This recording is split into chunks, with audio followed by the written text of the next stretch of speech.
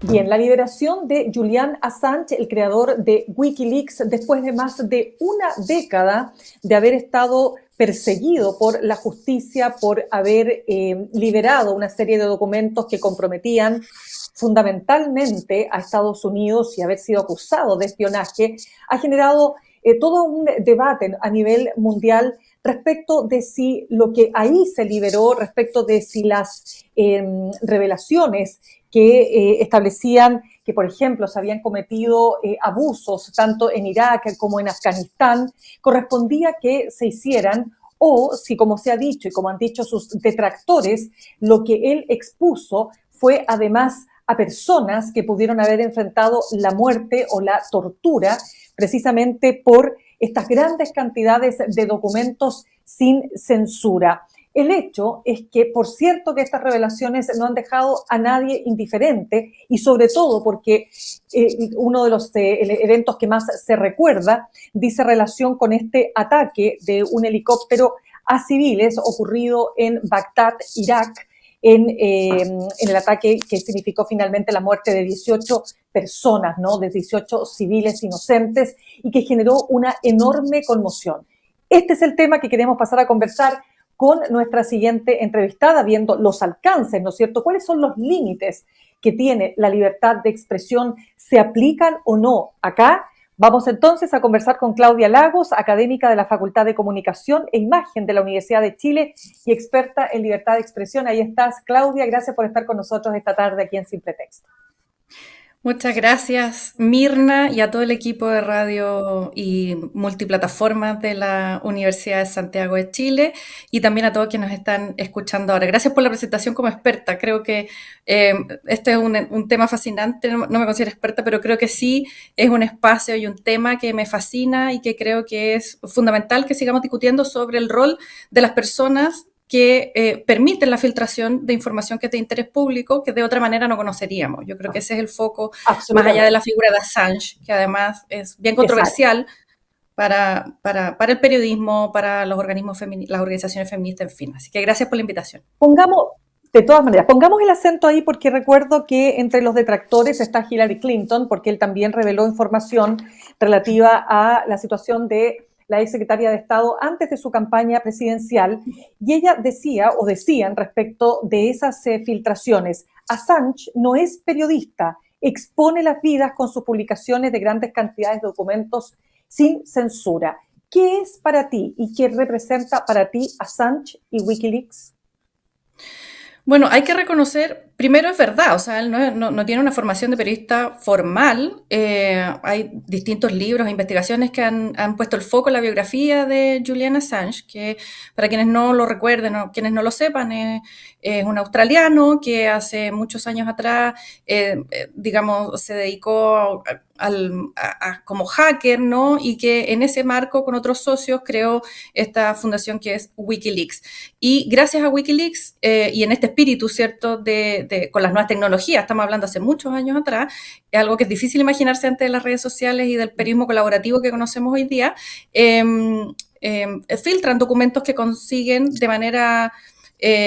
como otras veces el periodismo lo ha hecho también, no necesariamente por mecanismos que le gustan al poder. Entonces es una primera cosa, o sea, hacen visible una serie de cuestiones que no tienen que ver solamente con Estados Unidos, sino que afectan a otros países y que, como dice la editorial del diario The Guardian hoy día, a propósito del caso, el diario inglés, menciona que por los casos que en ese momento se filtraron, que conocimos, como el que tú mencionas del helicóptero matando a civiles en Irak, no hay gente que ha sido sancionada por esos hechos. Entonces también volvamos el foco a las denuncias que se hacen en su momento, que han sido casos y causas que no han sido sancionados los responsables de los crímenes y la corrupción y los conflictos de intereses que Wikileaks en su momento denuncia. Eso es una primera cosa. Una segunda dimensión tiene que ver con que en su momento, con muchas tensiones, no sin dificultades, Wikileaks se asocia con distintos medios tradicionales, ¿no?, que permite la curatoría, el análisis y la curatoría de todos aquellos esos documentos a los cuales Wikileaks había tenido acceso, pero que los volúmenes hacían indispensable tener un esfuerzo colectivo que permitiera darle sentido a esos documentos, porque más allá de si ponía en riesgo o no a fuentes de seguridad que corrido el tiempo no se ha probado, digamos, no, por lo menos no que yo esté enterada, no ha habido casos en los que esas fuentes, que era lo que alegaba las acusaciones en el juicio de Estados Unidos contra Assange, y por lo tanto se necesita hacer sentido de volúmenes enormes de datos, ¿no? Y ahí Wikileaks se asocia con distintos medios de comunicación súper tradicionales, el Washington Post, El País, El Guardian, Le Monde, en el intento de decir, bueno, ¿qué es lo que hay? ¿Qué es lo que es útil? ¿Qué es lo que permite que hagamos sentido respecto de las redes y de los conflictos de interés que hay en distintas regiones del mundo? Y eso es posible gracias a este primer material crudo, si se quiere, que es el de las filtraciones de los documentos de Wikileaks, que cualquiera podía acceder a la página web y consultar tanto los videos de seguridad como los documentos, en fin, pero ¿quién tiene el tiempo, las herramientas, la capacidad de discernir qué es lo que es importante, qué es lo que es secundario? Y eso se hace en algún momento con una coalición de medios de comunicación tradicionales que publican con ese sentido. Entonces, por ejemplo, El País de España publica en el entendido de que su audiencia es hispanohablante, es América Latina, y por lo tanto es ahí donde está el foco, ¿no? ¿Cuáles son los organismos, el poder, los poderosos que aparecen en estos documentos y sobre los cuales hay historias relevantes que contar? Esa relación tampoco terminó de manera muy feliz entre Wikileaks, Assange y los medios de comunicación, porque Assange siempre acusó a los medios de comunicación, estos medios que menciono, de no ser suficientemente arrojados o estar un poco, digamos, estoy parafraseando, ¿no? Estoy caricaturizando, estar Claro. vendidos al sistema, en fin. Entonces, ahí también hay un segundo momento del rol que tiene Assange, que efectivamente como sociedad global nos permite acceder a documentos que eran de interés público, que hay un primer arrojo, ¿cierto?, de poner todo eso sobre la mesa, pero luego hay un segundo momento que intenta, bueno, ¿cómo trabajamos estos documentos? O sea, el volumen de Wikileaks es exponencialmente mayor al de los papeles del Pentágono, que es como el clásico caso que está retratado en la película The Post sobre el Washington Post, y por lo tanto, y que es muy análogo, si se quiere, del siglo XX. Pero en la medida que se ha ido digitalizando buena parte de estos materiales, luego el caso de Snowden, poco tiempo después, con la Agencia de Seguridad Nacional estadounidense, que también es otro caso muy emblemático, que tiene otros ribetes, ¿no? Y luego con toda la experiencia que de alguna manera se funda en Wikileaks, que tiene que ver con el esfuerzo por el periodismo colaborativo que inspira con estándares profesionales, éticos, en fin, el trabajo de redes internacionales como la Organización Internacional de Periodismo de Investigación, Claudia, que gracias a ello hemos conocido Panama Papers, en fin. Entonces yo creo que el rol de quienes filtran información ha sido muy relevante y para despejarlo un poco también de la figura que suele ser poco simpática para mucha gente. Claro. Claudia, déjame, estamos conversando con Claudia Lagos, académica de la Facultad de Comunicación e Imagen de la Universidad de Chile y experta en libertad de expresión. Bueno, ese es un tema que nos motiva porque, claro, como medio de comunicación nos interesa también entender cuáles son esos límites, porque siempre los límites se señalan y lo voy a traer a Chile, ¿no es cierto? Y mira, déjame hacer un parangón con el caso de Mauricio Weibel, ¿no es cierto?, con las publicaciones que él hizo con ocasión de la investigación del caso Milico Gate.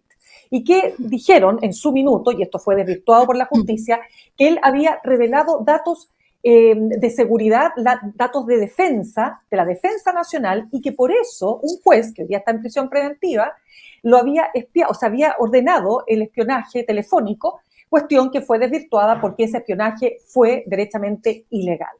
¿Y por qué te digo esto? Porque finalmente se desvirtuó que su publicación tuviera que ver con secretos de Estado y en realidad era un documento que estaba, incluso manejaban más de 30 personas. Hago ese distingo, porque a propósito de las revelaciones de los chats que hemos tenido a la vista en estos días, me parece interesante. Volvamos a lo que se cuestiona respecto de Assange, pero también volvamos al aporte que él hizo, porque ¿qué vimos? Vimos, ¿no es cierto, Claudia, lo que significó no solo este caso del helicóptero y de esa manera tan brutal, ¿no? Y con tanta inhumanidad de ejecutar personas inocentes. Y uno se pregunta, bueno, ¿cuántos casos más hubo? Y vimos también casos de tortura, casos de muertos, de civiles muertos en Irak y todo lo que eso implica. Ahí, ¿puede uno decir que hay un límite para la expresión, para la libertad de expresión? O sea, más allá de este caso en particular, a mí me gustaría mencionar de que el consenso a nivel internacional, desde la perspectiva de los derechos humanos, de los tratados de derechos humanos que ha firmado Chile, que ha reconocido Chile como Estado, se entiende que hay ciertos márgenes para la libertad de expresión que son excepciones, se entiende, en este contexto, como pueden ser la seguridad nacional, la seguridad del Estado, los niños, niñas y adolescentes, y cuestiones que tienen que ver con salud pública, ¿no?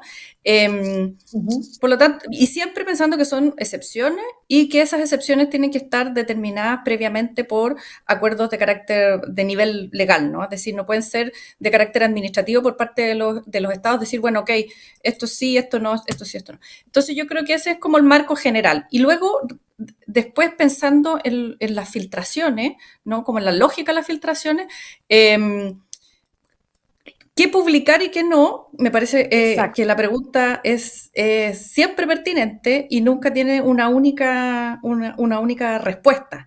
Me parece que el criterio de la menor intromisión, o los criterios, digamos, que están dados por los códigos de ética y la discusión que hay sobre la deontología en el ejercicio del periodismo son bien inspiradores y pueden dar buenas salidas para reflexionar y tomar decisiones respecto de eso. Si hay personas que son inocentes que están involucradas, si hay personas ¿cuál es el propósito de esa filtración? ¿Qué es lo que yo quiero conseguir con esa filtración? Y si eso tiene que ver más bien con el espectáculo y el escándalo, o más bien efectivamente está ofreciendo información que es de utilidad para que la comunidad a la que yo estoy sirviendo como medio de comunicación pueda tomar mejores decisiones en su participación en la vida pública, en su relación con los poderosos, en su relación con la fiscalización. En fin, siguen siendo una respuesta súper amplia, pero yo creo que como criterios, que parte de eso, el caso de Wikileaks y el de la Agencia de Seguridad Nacional,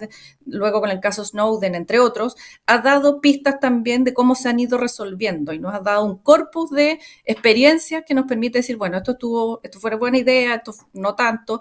Entonces ahí sí hay una discrepancia en términos de sitios web que publican todo, con este espíritu, ¿cierto?, bueno, que el público decida, pero sabemos que hay no quiero decir un padecimiento, pero sí hay problemas de sobreinformación. El último informe del Digital News Report, que salió recién la semana pasada, destaca que alrededor de un 30% de la población a nivel global reconoce que evita las noticias frecuente o muy frecuentemente. Entonces hay también una necesidad de curatoría, que permita decir, mira, que pueda establecer esto es lo indispensable, esto es lo importante y esto es más bien secundario. Yo creo que ahí el rol de un periodista del siglo XXI resulta súper relevante para poder hacer esos registros, ¿no? Pero cuando yo te ponía el ejemplo de los crímenes que se habían revelado a partir de las publicaciones de Wikileaks y de las acciones de Estados Unidos en Irak o Afganistán, porque uno podría preguntarse, ahí hay un límite. O sea, y que lo decían algunos periodistas también, o comunidades de periodistas que apoyaron a Assange en todos estos años, ¿no es cierto?, que al denunciar el crimen, uno podría decir, ya con eso tú te estás blindando de cualquier otra acusación que signifique, por ejemplo, la revelación de secretos de Estado. Porque aquí hay crímenes, incluso pueden llamarse crímenes hasta de lesa humanidad, podrían constituirse en crímenes de lesa humanidad. Por lo tanto, ahí es donde yo quería poner mi acento. O sea, ¿qué se publica, qué no se publica? Pero cuando uno se enfrenta a algo así, ¿es publicable o no? O siempre el marco de lo que podría llamarse seguridad nacional o seguridad o de defensa, ¿eso nos va a impedir, en definitiva, la publicación de tal información? O sea, yo ahí concuerdo con el criterio de la publicación, no solamente desde la perspectiva de que fuese un sitio web como era la fundación de Wikileaks, sino bajo estándares periodísticos, ¿no? Es decir, porque ahí, claro, la discusión fue obtenida de manera no necesariamente legítima, porque era información protegida por la seguridad nacional, pero el estándar tiene que ver con que es una información de interés público en la cual un Estado está, o agentes del Estado, en este caso militares, estaban involucrados en acciones que podían ser constitutivas no solamente de crímenes, sino que de crímenes de lesa humanidad eventualmente. Así que concuerdo contigo en que en ese caso en particular, que es el que tú traes a colación, que es el del video de los disparos desde un helicóptero a gente, digamos, civil, de a pie, totalmente desprotegida, a mí me parece que el estándar de información de interés público, que hay gente que no quiere que se conozca y que necesariamente tiene que ser difundido, me parece que se cumple. Ahora, el problema es más bien cuando parece haber una serie de otros matices y de grises entre medio, y que Wikileaks y los documentos de Wikileaks proveyó y es material que ha sido muy rico para la publicación de libros en otras áreas que son tal vez menos, menos rudas y menos duras en ese sentido, que tiene que ver con los conflictos de interés, con las influencias de los estados en la política interna de otros estados. Hay un texto y un libro completo sobre las políticas de comunicación en América Latina que se basa en la filtración de esos documentos y que, claro, es mucho más árido, no tiene que ver con vida o muerte, como el caso del video que tú mencionas, pero evidentemente es información de interés público porque tiene que ver con cómo otros actores extranjeros, otros estados, gente del ámbito de la diplomacia, ha incidido en cómo se han diseñado las políticas de comunicación de medios y las tensiones que eso ha acarreado con los gobiernos nacionales en América Latina, por ejemplo. Wikileaks también denunció una serie de otros casos que tenían que ver con corrupción brutales en algunos países africanos, no solo africanos, en fin. Es decir, claro, en este caso que tú pones que es el del helicóptero, es más sencillo decir si todos estamos de acuerdo que ese era un video que todos teníamos que ver. Eh, el problema venía con el resto, ¿no? Todas esas áreas grises que son, bueno, pero este sujeto no sabía que lo estaban grabando, este sujeto no sabía que lo que había dicho en una fiesta iba a ser un cable de inteligencia, pero recordemos también todos los cables de inteligencia que hemos conocido de la intervención de Estados Unidos en Chile. Bueno, y sí, claro, ese es no es una filtración, porque hay una información que es puesta al público, ¿no? Pero Sí. que también el origen es el mismo. Claudia, me hiciste recordar, por ejemplo, lo que pasó en Chile cuando te recuerdas que en la investigación del caso que comprometía o más bien, que incluía, ¿no es cierto?, casos de niños, de menores de edad que habían sido expuestos a situaciones de prostitución y que recordemos que en el caso Spinac, ¿no es cierto?, esto tiene una serie de variantes y finalmente todo esto llega a un juez que en su oficina una persona con una cámara oculta, ¿verdad?, el juez Calvo, se le saca información, pero evidentemente que todo eso además obligó después a toda una, digamos, redefinición y también legal respecto de cuáles eran los límites, porque evidente que nosotros como periodistas no estamos pensando en que todo es publicable, sino que por eso mi pregunta partió diciéndote, bueno, ¿cuáles son los límites de la libertad de expresión? Bueno, los límites en términos legales tienen que ver con lo que mencionaba recién en términos de estándares internacionales de derechos humanos. Ahí hay ciertos límites que son pocos y que tienen una serie de requisitos para que sean efectivos. Y a eso el Estado chileno está obligado, ¿no? Y luego me parece que lo más rico para efectos del ejercicio del periodismo, de la enseñanza del periodismo y de este debate también en un contexto de ejercicio ético profesional, en contextos de nuevas tecnologías, del más diverso carácter, ¿no? Tiene que ver con la discusión y los estándares más bien éticos, ¿no? ¿A quiénes voy a exponer? ¿Cuál es el objetivo periodístico que yo quiero conseguir con la publicación de esta información?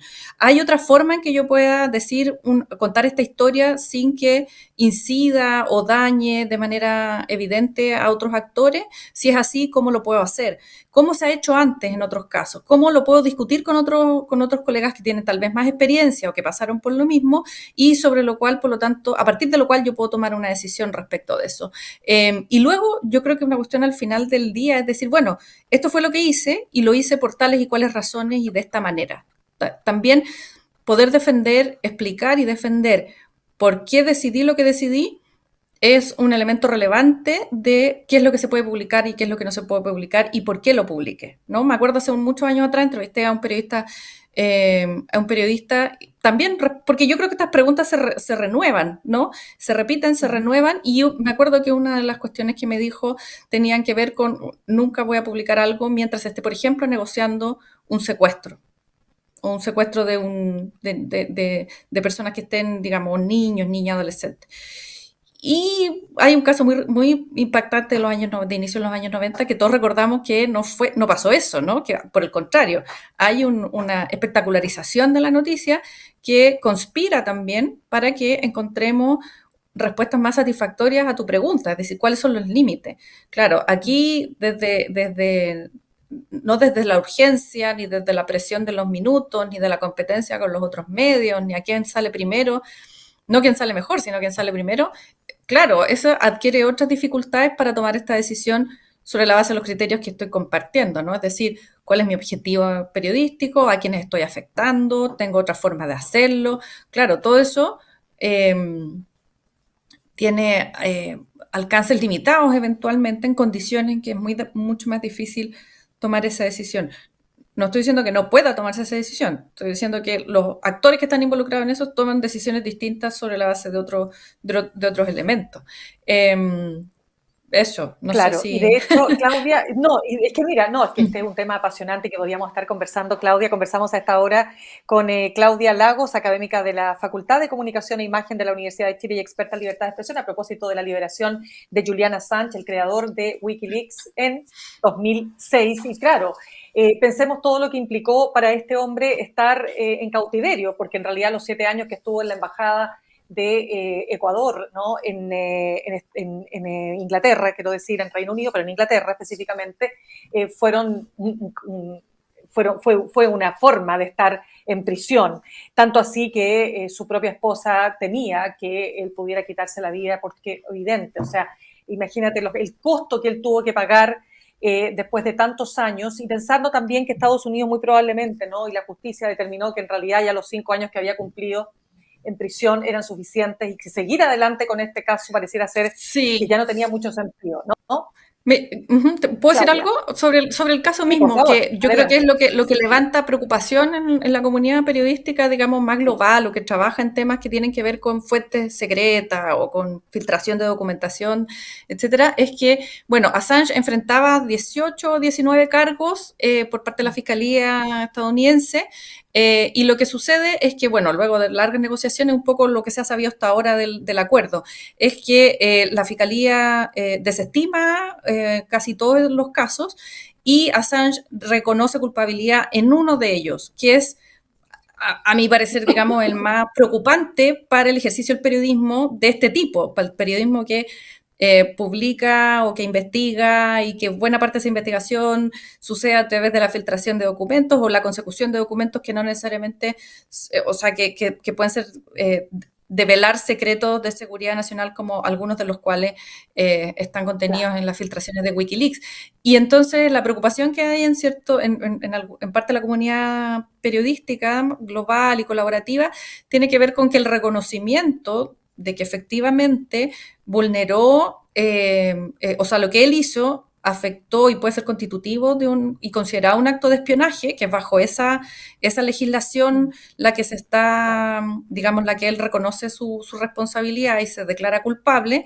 Entonces, se está reconociendo que ese tipo de acción, es decir, acceder por mecanismos ilegítimos o eventualmente ilegales a información que puede ser de carácter reservada o secreta, va a ser considerada un acto, y con todas las motivaciones de interés público que hemos discutido, pero va a ser considerada un acto de espionaje, y eventualmente va a ser Exacto. posible perseguirla por la justicia estadounidense, por la Que legislación estadounidense, es súper que yo creo que es lo que más llama importante lo que tú dices, Claudia. como la preocupación en la comunidad Correcto. periodística, digamos.